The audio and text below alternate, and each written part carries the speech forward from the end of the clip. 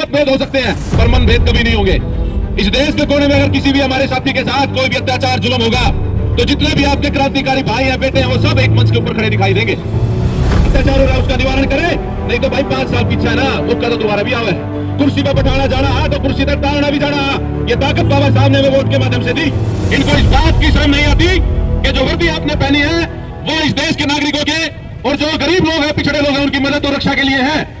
परंतु ये हमेशा लाठी डंडे लेके ऐसे खड़े हो जाते हैं चौकीदार बन के अंदर जो अफसर बैठे हैं जैसे हम उनको ना खा जाएंगे।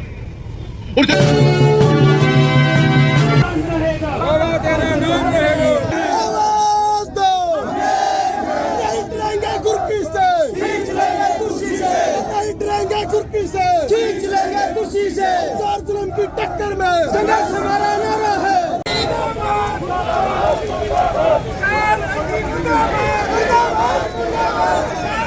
और उस साइड भी आप देख सकते हैं प्रशासन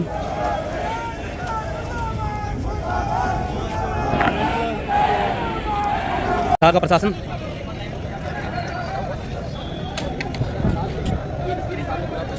नुमाइंदे और कभी ये वर्दीधारी गुंडे ये अत्याचार करने का काम करते हैं। और सबसे ज्यादा परेशान किनको किया जाता है?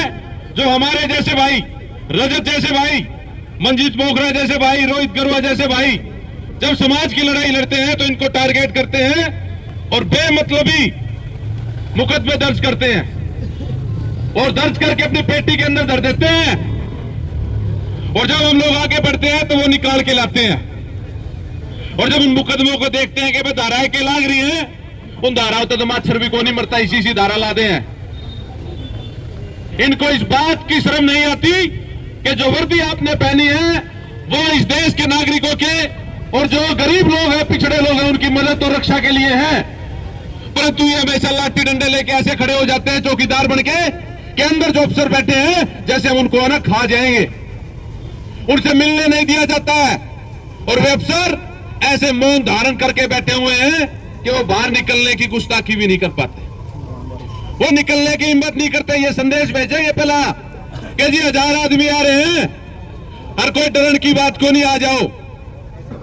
जब वो तनख्वाह हमारे पैसों से लेते हैं तो उनसे मिलने में क्या ऐतराज है? और मैं तो अपने समाज के लोगों से एक बात कहना चाहता हूं, कुछ समय पहले इस चमार समुदाय को अलग करके रख दिया और ये समझा गया और सोचा गया कि चमार दब जाएगा। परंतु चमार ना तो पहले दबा था, ना आज दबा है, ना आगे दबेगा। अपनी लड़ाई लड़ना जानता है। हमने दूसरे बहुजन समाज के लोगों को लड़ाई लड़ना सिखाया और आज हमें मारने की कोशिश की जा रही है तो ये कतई बर्दाश्त नहीं होगी।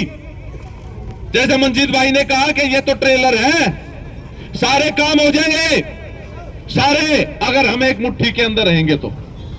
हमारे वैचारिक मतभेद हो सकते हैं पर मनभेद कभी नहीं होंगे। इस देश के कोने में अगर किसी भी हमारे साथी के साथ कोई भी अत्याचार जुल्म होगा तो जितने भी आपके क्रांतिकारी भाई हैं बेटे हैं वो सब एक मंच के ऊपर खड़े दिखाई देंगे। जरूरत है आप लोगों के साथ की, आप लोग साथ दें तो हम इस प्रदेश के सीएम से भी बात करके जो हमारे ऊपर अत्याचार हो रहा है उसका निवारण करें, नहीं तो भाई 5 साल पीछे है ना मौका तो दोबारा भी आवे।